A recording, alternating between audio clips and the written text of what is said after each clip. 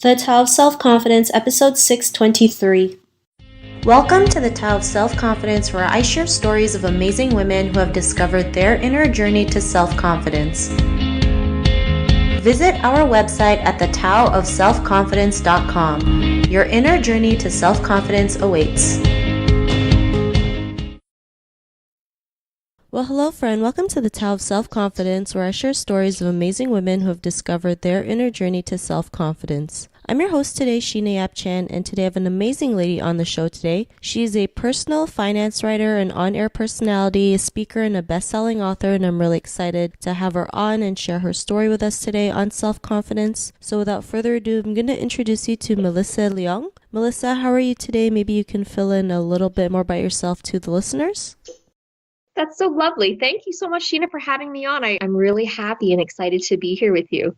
I am the resident personal finance expert on CTV's The Social. I've been a journalist for maybe about 17 years. It sounds impossible when I hear it in my brain, but I've worked at the National Post most recently as their personal finance writer. And previous before that, I was at the Toronto Star and the Globe and Mail. And so I have written 2 young adult novels, but my very first feel-good finance guide was published in January. It's called Happy Go Money, and it's all about helping people maximize the happiness in their life through money. Awesome. Well, thanks for sharing that. And Melissa, what's your cultural background? My parents are from China, but I was born in Winnipeg, Manitoba, one of the coldest places on the planet. But the people there are really warm. Awesome. Well, thanks for sharing that. And what'd be your favorite self-confidence quote? So my favorite self-confidence quotes come from Eleanor Roosevelt. I used to write her quotes out and stick them all over my wall in university. And one of my favorite ones was, "You gain strength, courage, and confidence by every experience in which you really stop to look fear in the face. You are able to say to yourself, I have lived through this horror. I can take the next thing that comes along. You must do the thing you think you cannot do." Thanks for sharing that great quote. And in your own words, how do you define self-confidence? So whenever people do reach out to me through Instagram or various after speaking events, they come and talk to me and they talk about how do I build confidence? How do I become confident? As if it's like this end goal that you suddenly just get it and all of a sudden you just wear it every day like this badge. But my concept of self-confidence is having the kindness and the patience to know that confidence is not a constant. It's fluid. At least for me, sometimes you trust yourself and your abilities, and sometimes you have to actually earn your own trust again. Thanks for sharing that great definition. I love how you mentioned it's not always constant, because it's true, and especially in our journey, there's always going to be ups and downs. So we have to, learn to keep moving forward in spite of that. So thanks for sharing that great definition. I think you see them on Instagram. They're like memes where it says, just have confidence, gain the confidence, be confident. And I think, well, it's not, it's the same thing how I feel about happiness. It's not like you're going to get happy and all of a sudden you're just going to be happy for the rest of your life. That's not how it works. We are evolving creatures. And so that's part of the fun is if you're constantly happy, if you're just permanently confident, then are you really growing, right? You don't have the room to challenge yourself, and you have to have new fears and face new fears. That's how you become a better or more, I guess, fulfilled person at every stage. So anyways, I thought it was a great question. Awesome. Well, thanks for sharing that. And Melissa, what was your life like before your discovery of self-confidence? I'm still discovering self-confidence, but when I was a teenager, I had subterranean self-esteem. I was really down on myself, so much so that when I turned 18, I got the word love tattooed on my body, like as a prompt. Like it was as if I could just give myself this stamp of approval and then I'd finally be worthy. I just branded myself saying, you love yourself, you love yourself. I prove it to yourself by putting this on your body. But again, as I've said, I've realized it's not something for me to achieve, full stop. I was feeling on top of the world in one of my jobs This was several years ago. I was the arts reporter at the National Post, Arts and Life, and so I was covering movies and travel and food, and I loved it. And then, suddenly they transferred me to the finance section of my newspaper because they were downsizing the arts and life section, and I was definitely not confident. I was a fish out of water. I remember my first day. I was interviewing, CEOs of ginormous companies, and somebody said the word M&A. And I thought M&A, M&A, like it reminded me of candies, like M&Ms. What's M&A? And I kind of mentioned it to somebody, and they said, mergers and acquisitions. Like I was the biggest idiot ever. And this is, I mean, at that point in my career, I had traveled the world. I had interviewed thousands of people. And on that day, I felt so low and I felt so crappy at my job. I was not a business expert. I was not a finance expert at that time, but I knew that I had to build to that level. I had to build the confidence by doing, by learning. And I did that. I sought education. I went to workshops and conferences, and I wrote about business and finance every single day and made myself a student of it. And today now I educate millions of people about finance. And I empower women and help them become more confident in their lives through managing their money and managing their destinies. And that's something that I had to come through my own journey as well. So now I'm so excited to be able to help other people in their journeys of learning more about their finances and how can help fulfill their lives. Awesome. Well, thanks for sharing that. And I love how you mentioned, when you first started, you had no clue. And, I like that saying, every master was once a disaster, right? When we all start something, we're not good at it, right? We think we suck. We think we're not good enough. We're not worthy. But, the more we prepare ourselves and practice, and like you mentioned, constantly going to events and just learning everything to do with finance, you become better at it, right? And, was there a moment in your life when you realized you had what it takes to go out there and be the person that you are today? What was that aha moment? There wasn't really an aha moment for me when it came to confidence, only because I find myself falling back into that trap again and again. I'll be on Instagram or scrolling through my feeds, and I'll come across somebody else's page and think, wow, this person is so accomplished and they're doing so much. And I will feel my self confidence waning. And then it's just an exercise for me to think about, okay, you know what?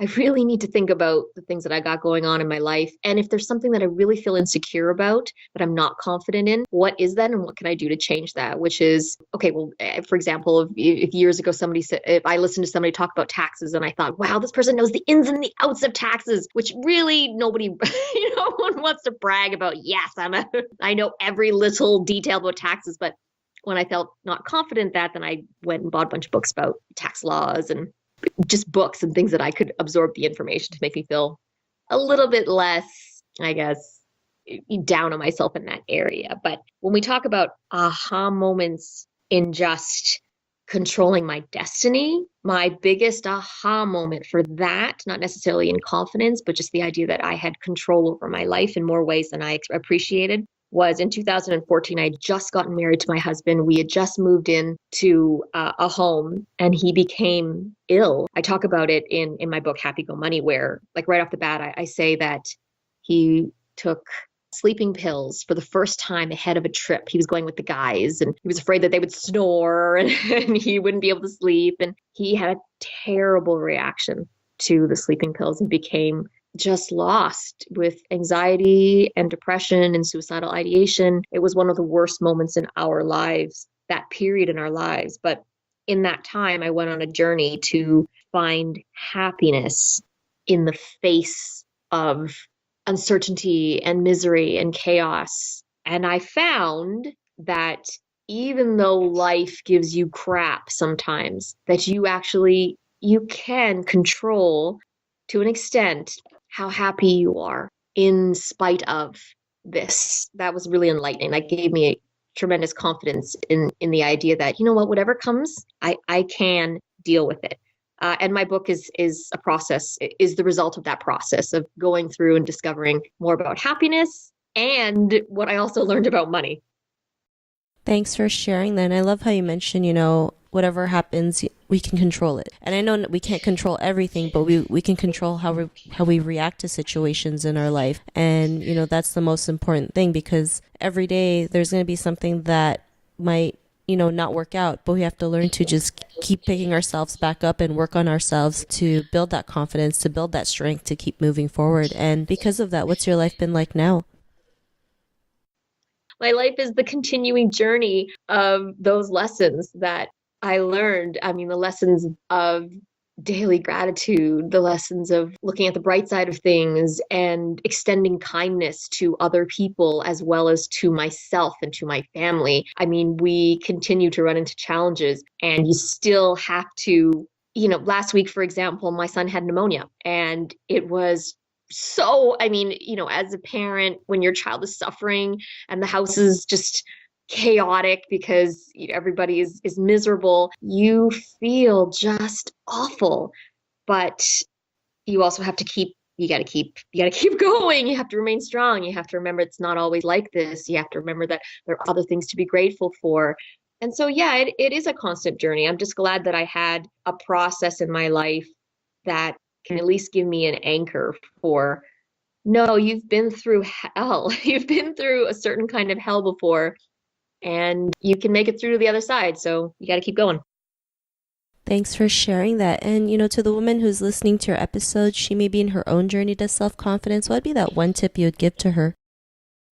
So my first one would be, life is short. Life is too short to surround yourself with people who drain you of energy. And so I think it's really important to look around. And I'm not even just talking about your immediate friends who should be uplifting and loving and supportive people, but also the influences that you surround yourself with on social media. If you're scrolling through your feed, for example, or Facebook or whatever, and you're just finding that it doesn't feed you, then I would cut that back. I would, I don't know, unfollow people, say friends, so you don't make any enemies, but, stop seeing somebody's post for a while, or put boundaries on the type of people you have around you, because that can suck you of confidence, to be honest, or just energy that doesn't fuel you in a good way. The second thing is, every single time you say anything negative about yourself, quickly, I volunteered for a girls group that, if as soon as somebody said something bad about themselves, everybody quickly prompted them, say two nice things about yourself right now. And so if you have friends, enter into a pact, say, hey guys, let's do this. If either of us, any one of us says anything bad about ourselves, the other person has to say, hey, give me two.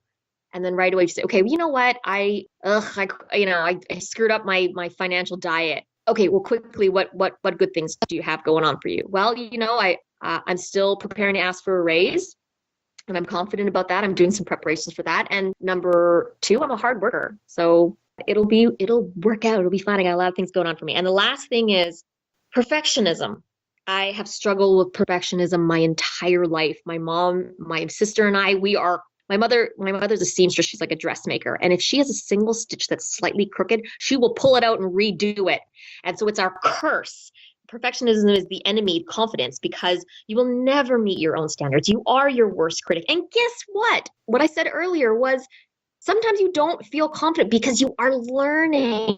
And if you're not okay with the fact that you might not be good at something, or you're not okay with the fact that you might fail at something, you're never going to succeed. You're never going to try new things. You're never going to risk for your new business or your new project, or you're never going to risk asking for that raise because you're afraid somebody will say no. You have to be okay with the fact that the part of the process is messy and full of mistakes, and you have to get through it, or at least maybe be okay with it, to get out on the other side as a winner.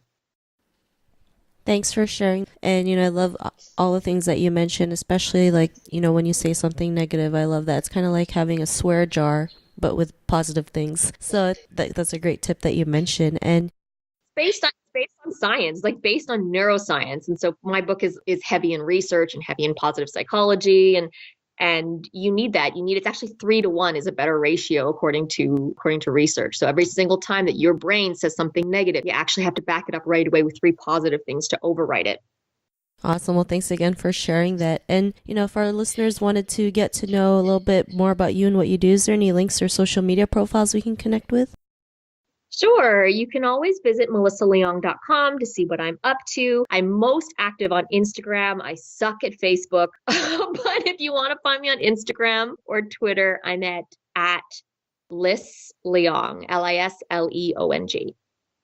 Thanks for sharing that. And to our listeners, if you want to connect with Melissa, you can also head on over to the taoofselfconfidence.com and search for Melissa's name. Her show notes will pop up along with everything else that we talked about. And I really just want to thank Melissa for taking the time to share her tips and story with us on self-confidence. So thank you so much, Melissa.